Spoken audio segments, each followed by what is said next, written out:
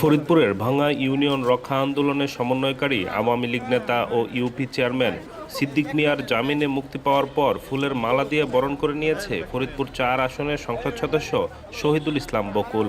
রোববার বিকেলে জামিনে বের হলে ফরিদপুর জেল গেটে ফুলের মালা দিয়ে সিদ্দিককে স্বাগত জানান এমপি বকুল।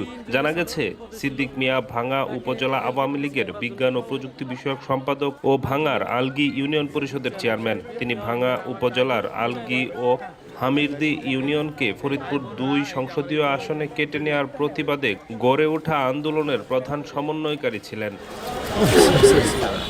এ নিয়ে এলাকাবাসীর আন্দোলনের এক পর্যায়ে গত বছরের ১৩ই সেপ্টেম্বর দিবাগত রাতে তাকে ফরিদপুর জেলা গোয়েন্দা পুলিশ আটক করে। পরদিন ১৪ই সেপ্টেম্বর তাকে পুলিশের দায়ের করা মামলায় গ্রেফতার দেখিয়ে আদালতের মাধ্যমে ফরিদপুর জেলা কারাগারে পাঠানো হয়। আপনারা দেখতে পাচ্ছেন ফরিদপুর শহরের মানুষের নেতা, তার চেয়ারম্যান দীর্ঘদিন জেলে ছিল, বিপদে ছিল, তাকে জেল গেটে রিসিভ করার জন্য এসেছে।